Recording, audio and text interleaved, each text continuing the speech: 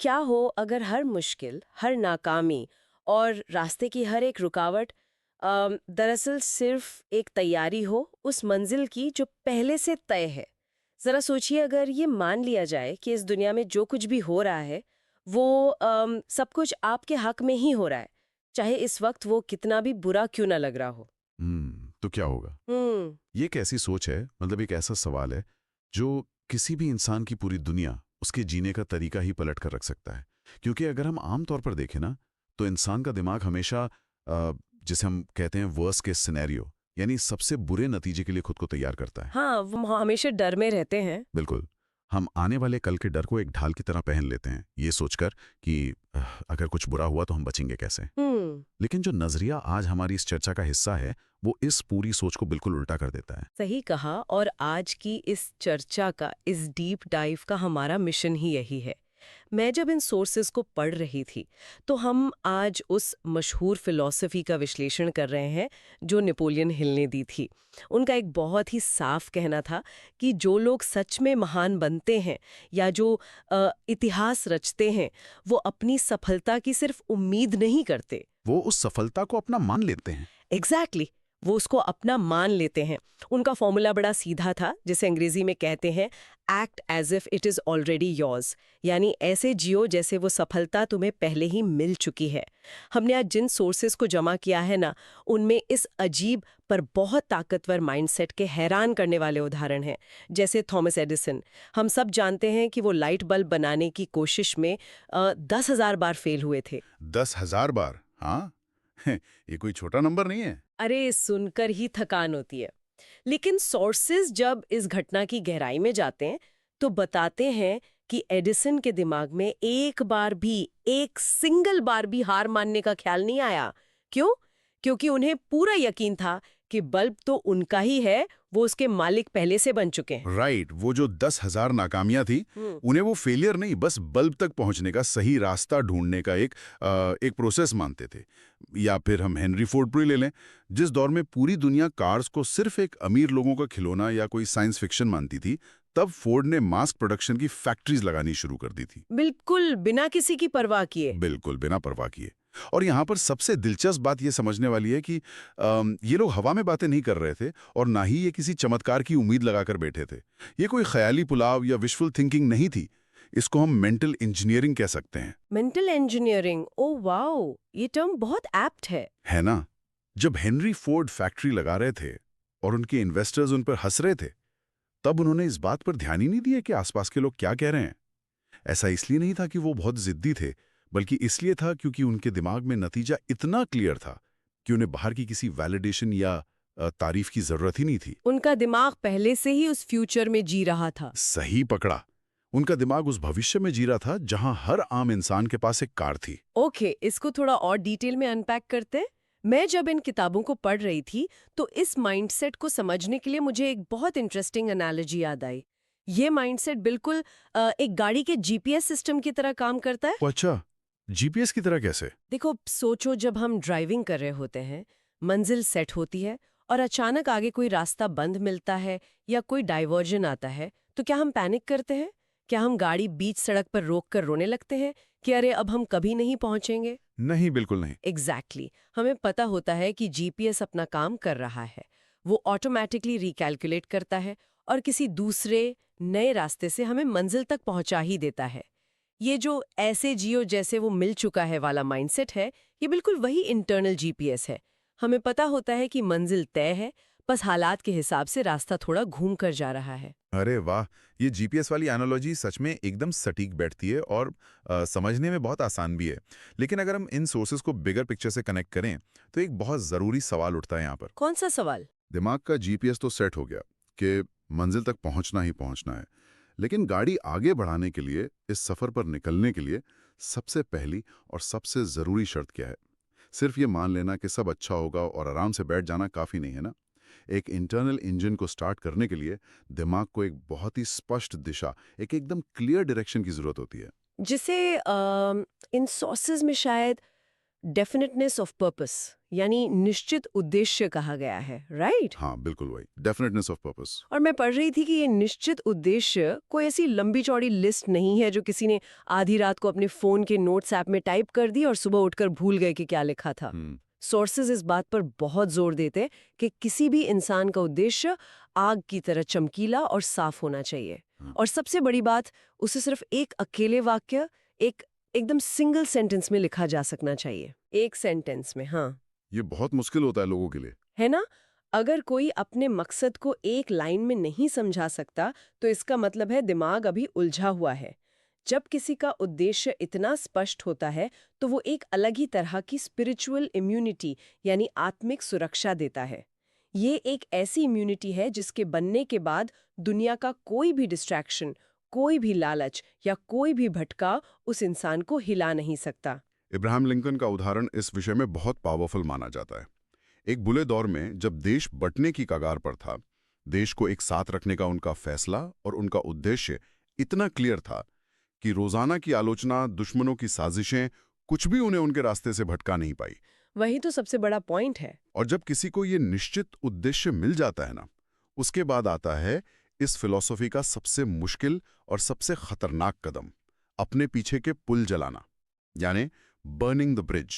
ओ, ये बड़ा intense concept. बहुत इंटेंस है।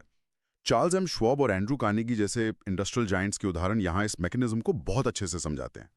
कार्नेगी जब लोगों को हायर करते थे तो वो अपनी लोगों से सिर्फ आम काम नहीं चाहते थे, वो उनके अंदर एक जुनून चाहते थे।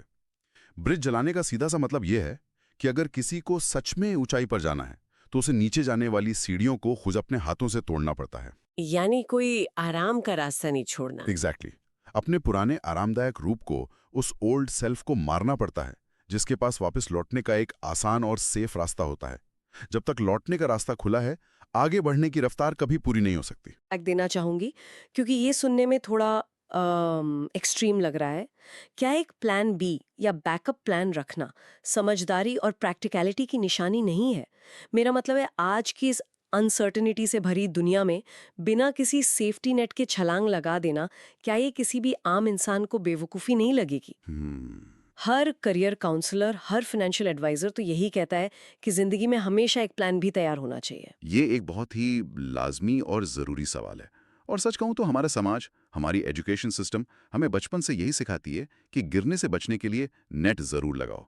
लेकिन आज के इस विश्लेषण के सोर्सेज एक बिल्कुल ही अलग सच्चाई और साइकोलॉजी बयान करते हैं। वो समझाते हैं कि कंफर्ट यानी आराम इंसान का सबसे बड़ा और झूठा दोस्त है। झूठा दोस्त कैसे? इसके पीछे का मैकेनिज्म समझना जरूरी है। जब दिमाग के पास लौटने का ऑप्शन होता है, एक प्लान भी होता है, तो सर्वाइवल इंस्टिंक्ट यानी दिमाग का वो हिस्सा जिसे हर हाल में जिंदा रहना और जीतना होता है, वो कभी फुल्ली एक्टिवेट ही नहीं होता। दिमाग सबकॉन्शियसली सोचता है, अरे कोई बात नहीं, अगर मैं यहाँ फेल हो गया तो वो दूसरी नौकरी या बिजनेस तो है ही। वो एक रिलैक्सेशन जोन में चला जाता है। बिल्कुल। अंग्रेजी में एक बहुत अच्छी कहावत दी गई है यहाँ, जिसका हिंदी अनुवाद है कि एक बटा हुआ दिमाग जिसमें दो रास्ते चल रहे हों, वो हमेशा एक हारा हुआ दिमाग होता है। लेकिन जब कोई पुल जला देता है, जब प्लान बी का ऑप्शन ही दिमाग से डिलीट कर दिया जाता है, तो जीतने के अलावा कोई रास्ता नहीं बचता। ऐसी स्थिति में इंसान के अंदर की छिपी हुई ऊर्जा, उसका सर्वाइवल मोड और उसका पर्पस सब एक डायरेक्शन में फायर करते हैं, और तब ऐसे नतीजे आते हैं जो आम स्थिति में नामुमकिन लगते थे। वाओ! एक बता हुआ दिमाग हमेशा हरा हुआ दिमाग होता है। ये बात तो सच में दिमाग में बस जाने वाली है। लेकिन चलिए, एक पल के लिए मान लिया कि किसी ने अपना प्लान बी हमेशा के लिए खत्म कर दिया, अपने पीछे के सारे पुल जला दिए, तो ऑब्वियसली इसके बाद जो सबसे पहली चीज महसूस होगी वो होगा डर। डर तो लगेगा ही। हाँ, अकेले ऐसी स्थिति में होना जहां फेल होने का मतलब सब कुछ खत्म होना है, ये बहुत डरावना हो सकता है। और वहीं मुझे लगता है कि इन सोर्सेज की असली बात अभी बाकी है, क्योंकि हिस्ट्री गवाह है, महान लोग कभी अकेले इतिहास नहीं रचते। एकदम सही पकड़ा। जब प्लान बी की सुरक्षा छिन जाती है ना, तो डर लगना सिर्फ आम नहीं बल्कि बहुत स्वाभाविक बायोलॉजी है। उस डर को खत्म करने के लिए या उसे ऊर्जा में बदलने के लिए दो चीजों की सबसे ज्यादा जरूरत बताई गई है। पहला, विश्वास यानी फेथ, और दूसरा, सही लोगों का साथ, जिसे इन किताबों में द मास्टरमाइंड कहा गया है, जो एक सुबह उठकर अपने आप आ जाएगा। सोर्सेज बहुत क्लियरली समझाते हैं कि फेथ एक फिजिकल मसल की तरह है, एक मांसपेशी जिसे जिम में बार बार वजन उठाकर अभ्यास से मजबूत किया जाता है। ठीक वैसे ही फेथ को भी थॉट्स की प्रैक्टिस से बिल्ड किया जाता है। और इस बिल्डिंग प्रोसेस में हमारे अवचेतन मन यानी सबकॉन्शियस माइंड का सबसे बड़ा रोल है ना? क्योंकि सोर्स में साफ लिखा है कि हमारा सबकॉन्शियस माइंड सच और झूठ में फर्क नहीं जानता। उससे कुछ नहीं पता होता बाहर की दुनिया का। जो बात लगातार दोहराई जाती है, चाहे वो जीत का विश्वास हो या हारने का डर, अवचेतन मन उसको ही परम सच मान लेता है और उसके हिसाब से रियलिटी को फिल्टर करने लगता है।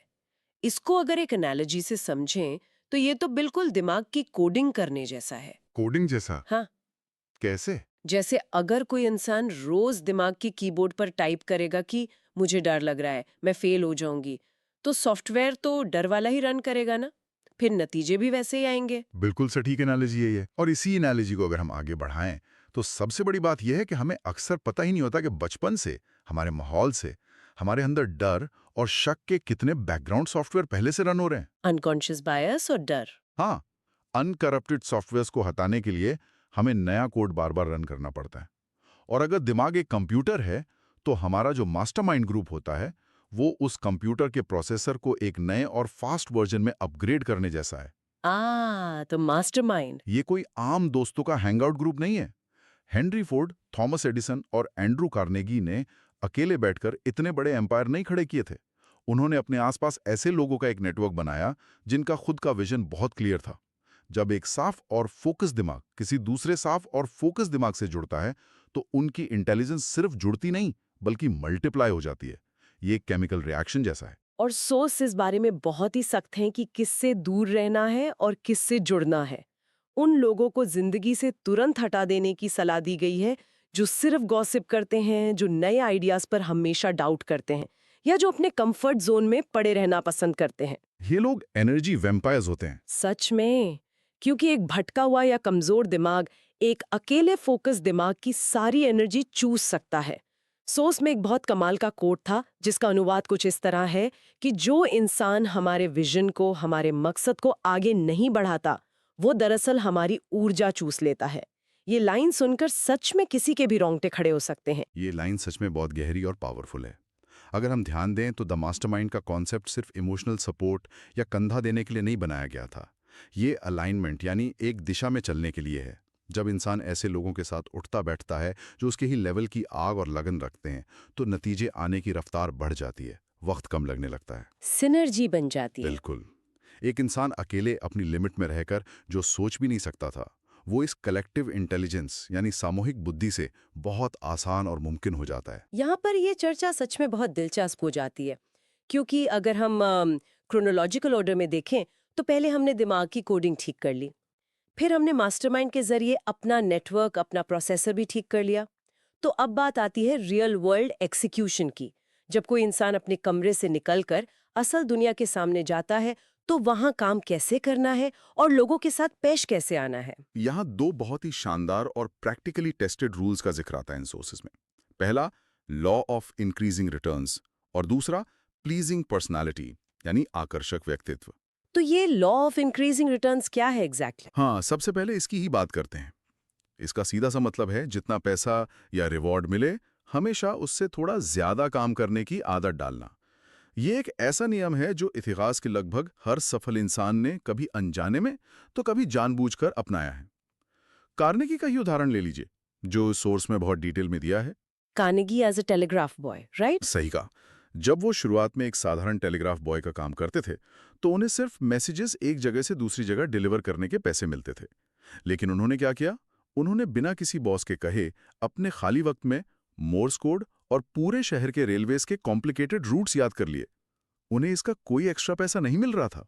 फिर क्यों किया उन्होंने ऐसा? क्योंकि वो ये फिलॉसफी जानते थे कि जो एक्स्ट्रा माइल होता है, यानी वो रास्ता जहां चलने के लिए किसी ने आपको मजबूर नहीं किया है, वो रास्ता हमेशा सबसे खाली होता है। वहां आम लोगों की कोई भीड़ नहीं होती। लेकिन यहाँ मुझे एक और पुशबैक जरूर देना पड़ेगा, क्योंकि आजकल का सिनारियो थोड़ा अलग है। देखिए, आजकल के कॉर्पोरेट वर्ल्ड का या बिजनेस का माहौल चेंज हो चुका है। अगर आज कोई एम्प्लॉय बिना एक्स्ट्रा सैलरी के ज्यादा काम करता है, ओवर डिलीवर करता है, रात को देर तक रुकता है, तो बाकी लोग और अक्सर वो खुद यही कहती है कि कंपनी इसका फायदा उठा रही है या उस इंसान का एक्सप्लॉयटेशन हो रहा है। एक्सप्लॉयटेशन का डर। हाँ, तो क्या ये एक्स्ट्रा माइल वाला प्रिंसिपल आज के मॉडर्न एरा में सच में काम करेगा या ये सिर्फ पुराने वक्त की एक भूलने वाली फिलॉसफी है? ये डर बिल्कुल वाजिब है और मैं मानता हूं कि आज की कॉरपोरेट दुनिया में एक्सप्लॉयटेशन एक सच्चाई है जिसे झुठलाया नहीं जा सकता। कई बार लोग सच में मेहनत का फायदा उठाते हैं, लेकिन यहां हमें इस नियम की गहराई और इंटेंट को ध्यान से समझना होगा। मार्केट कभी भी इस बात का पैसा नहीं देता कि किसी के इरादे कितने नेक हैं। मार्केट हमेशा इस बात का पैसा देता है कि किसी का इम्पैक्ट यानी असर कितना बड़ा है। असर कितना बड़ा है? ओके। जब कोई इंसान उस एक्स्ट्रा माइल पर चलता है तो वो ये सब किसी बॉस को खुश करने के लिए नहीं कर रहा होता। वो अपनी खुद की स्किल कैपिटल यानी अपनी क्षमताओं की बैंक बैलेंस बढ़ा रहा होता है। जो लोग तुरंत इनाम की उम्मीद नहीं करते और लगातार अपनी वैल्यू अपनी औकात बढ़ाते रहते हैं, उन्हें बाद में मार्केट खुद कई गुना ज्यादा रिवॉर्ड देता है। ओह, तो ये लॉन्ग टर्म गेम है। एग्जैक्टली ये फिलॉसफी किसी और के आगे झुकने के लिए नहीं है। ये खुद को इतना बेहतर बनाने के लिए है कि आप इररिप्लेसेबल बन जाएं। जब कोई इंसान अपने काम में इतना माहिर हो जाता है कि उसके बिना सिस्टम चल ही ना सके, तो पावर और कंट्रोल बॉस के हाथ से निकलकर उसके खुद के हाथ में आ जाती है। ओह, दिस मेक्स कंप्लीट सेंस। तो ये कोई गुलामी या अनजाने में फायदा उठवाना नहीं है, ये अपने आप को इंडिस्पेंसेबल यानी सबसे जरूरी बनाने का एक बहुत ही शातिर और स्ट्रेटेजिक मूव है। और इसी आगे बढ़ने की स्ट्रेटेजी का एक दूसरा बहुत बड़ा हिस्सा है प्लीजिंग पर्सनैलिटी, यानी एक आकर्षक और शांत व्यक्तित्व। बिल्कुल। ये स्पेसिफिक पॉइंट पढ़कर मुझे शुरू में थोड़ी हैरानी हुई थी, क्योंकि सोर्स में चार्ल्स एम श्वाब का किस्सा है। श्वाब एक जमाने में यूएस स्टील कंपनी के प्रेसिडेंट बने थे और वो उस कुर्सी पर इसलिए नहीं पहुंचे थे क्योंकि वो दुनिया के सबसे बड़े टेक्निकल जीनियस या इंजीनियर थे। वो उस टॉप पोजीशन पर इसलिए थे क्योंकि उन्हें लोगों के दिमाग और ईगो से डील करना आता था। उन्हें पता था लोगों से काम कैसे निकलवाना है। सही कहा। उन्हें पता था कि आसपास के लोगों को इम्पोर्टेंट और कीमती कैसे फील कराना है। इसका असली मतलब है अपनी खुद की एनर्जी, अपने गुस्से और अपने शब्दों को इस तरह से कंट्रोल में रखना कि लोग खुद ब खुद उस इंसान से जुड़ना चाहें। हमेशा शांत रहना, मुस्कुराना, लोगों के नाम याद रखना और सबसे जरूरी और मुश्किल बात, बिना चिल्लाए, बिना किसी पर गुस्सा किए अपनी बात और अपना विजन मनवाना। आज की दुनिया तो ऐसे लोगों से भरी पड़ी है जो चिल्लाकर, डराकर या आवाज ऊंची करके अपनी बात साबित करना चाहते हैं। वही तो गलती है। जो शख्स भारी भीड़ में शांति से एक काम अथॉरिटी के साथ बात करता है, असली और सबसे लंबी चलने वाली ताकत उसी के पास होती है। पावर सिर्फ जोर जबरदस्ती नहीं है, पावर एक मैग्नेटिज्म है, एक आकर्षण है। यानी अगर कोई इंसान कम बोलता है, दूसरों को सुनता ज्यादा है और लोगों के काम को जेन्युइनली वैल्यू करता है, तो उसके आगे खड़ा होने वाला रेजिस्टेंस यानी विरोध अपने आप कम हो जाता है।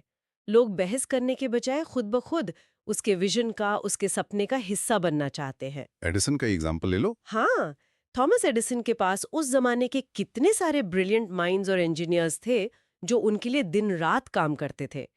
वो इसलिए नहीं रुके थे क्योंकि एडिसन उन्हें हंटर से फोर्स करते थे, बल्कि इसलिए क्योंकि एडिसन ने एक ऐसा माहौल बनाया था जहां एक पॉजिटिव एक्सपेक्टेंसी थी, एक ऐसा मैग्नेटिक एनवायरनमेंट जहां सबको लगता था कि हम कुछ बड़ा और अजीम कर रहे हैं। लेकिन देखो, ये सब कुछ जो हमने अभी तक डिस्कस किया, एक ना टूटने वाला निश्चित उद्देश्य, प्लान बी को जला देना, डर का सामना करना, प्लीजिंग पर्सनैलिटी और हमेशा एक्स्ट्रा माइल चलने की आदत, ये सब सुनने में जितना अच्छा लगता है ना, ये एक दिन में कभी डेवलप नहीं होता। हाँ, इम्प्लीमेंट करना तो सबसे मुश्किल पार्ट है। इंसान की आम फितरत ये होती है कि वो कोई ऑडियो सुनता है, कोई किताब पढ़ता है, एक दो दिन पूरे जोश में रहता है और तीसरे दिन वापस अपने पुराने डर और उसी रूटीन में आ जाता है।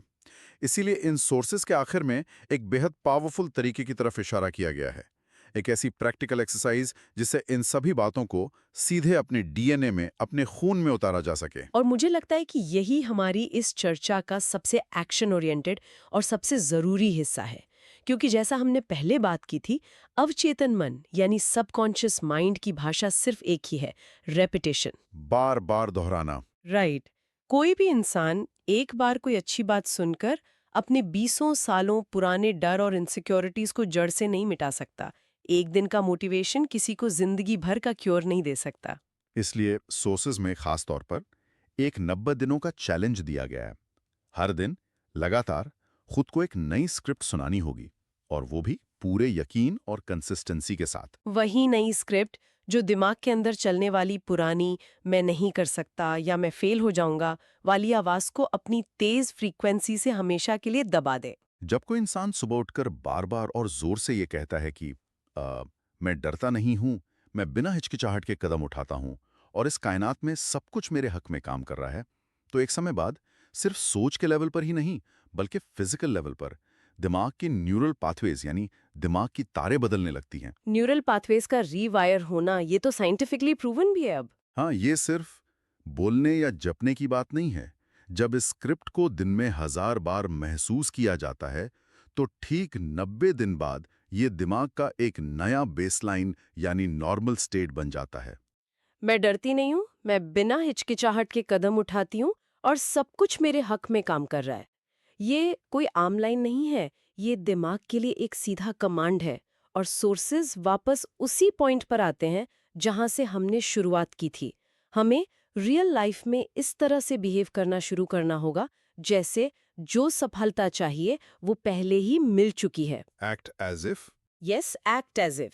जब कोई इंसान आत्मविश्वास के साथ किसी मीटिंग रूम में दाखिल होता है तो उसे ऐसे दाखिल होना चाहिए जैसे जो डील वो आज क्रैक करने आया है उस पे पहले ही साइन हो चुके हैं।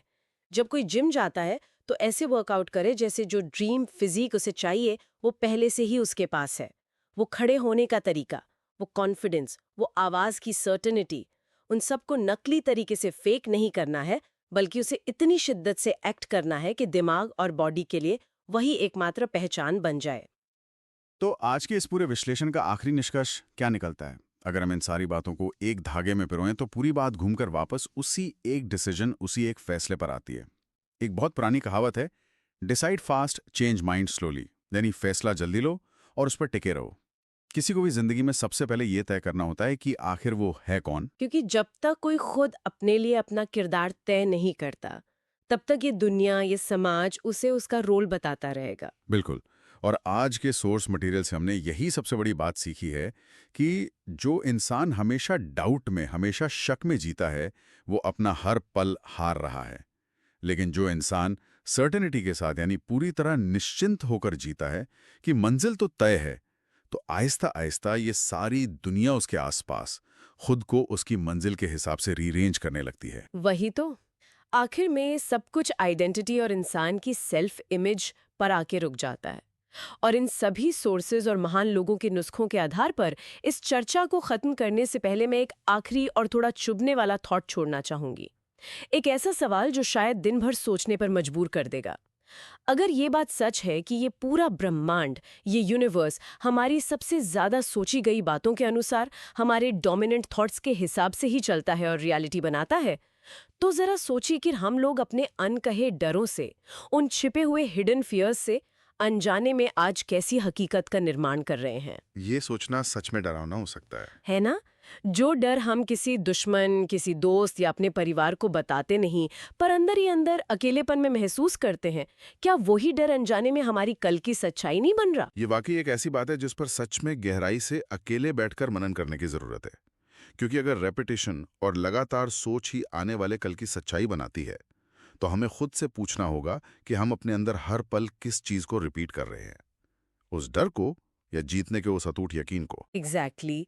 तो अगर इस चर्चा ने, इस डीप डाइव ने आपके सोचने का तरीका थोड़ा भी बदला है, अगर दिमाग के उस पुराने जीपीएस ने आज अपना कोई नया और बेहतर रास्ता ढूंढ लिया है, तो इस ऑडियो को उन लोगों के साथ, अपने उस मास्टरमाइंड ग्रुप के साथ ज़रूर शेयर करें जिसके बारे में हमने आज डिटेल में बात की थी।